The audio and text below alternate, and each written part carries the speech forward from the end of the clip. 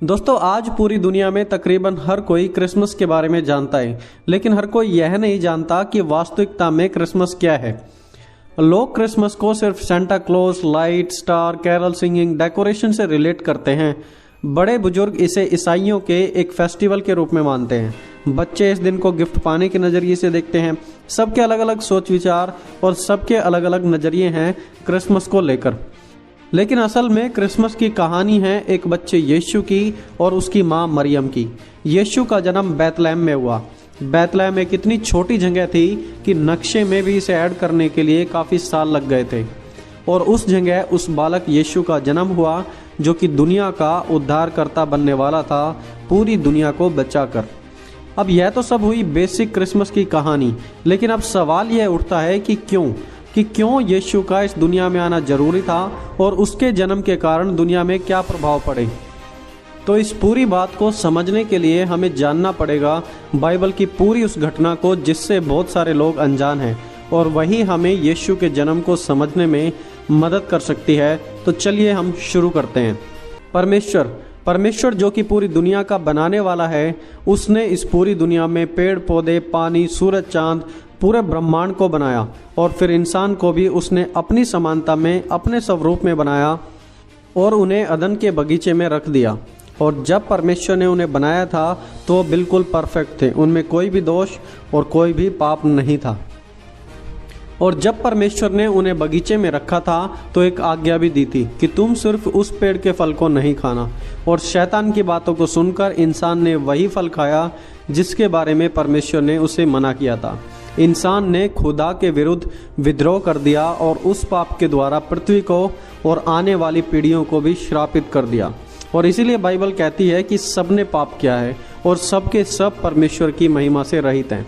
हम सब पर वो पाप का इफेक्ट आज भी क्लियरली देखा जाता है और हम सब के सब भी आज भी परमेश्वर के विरुद्ध और उसकी आज्ञाओं के विरुद्ध चलते और काम करते हैं।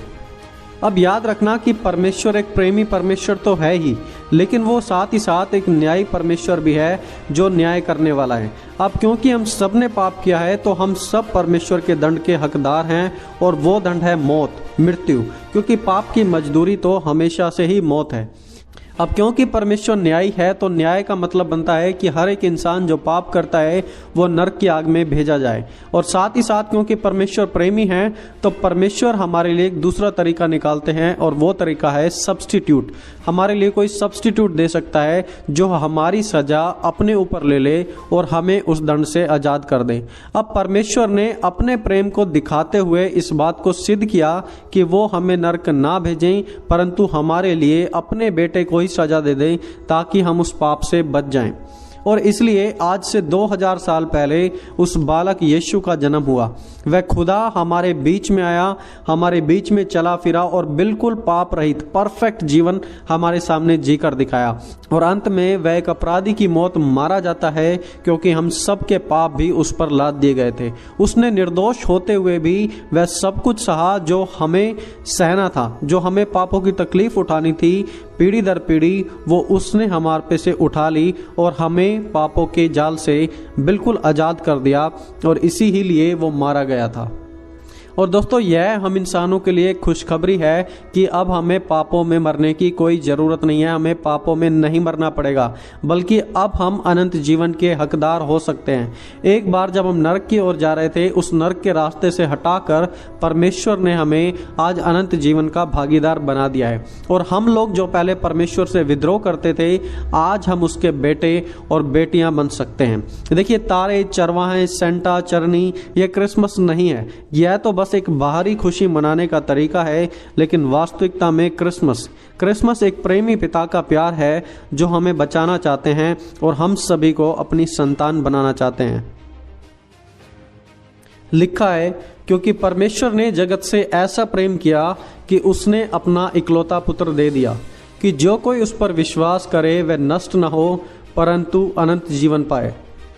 क्योंकि परमेश्वर ने अपने पुत्र को जगत में इसलिए नहीं भेजा कि जगत को दोषी ठहराए, परंतु इसलिए कि जगत उसके द्वारा उद्धार पाए।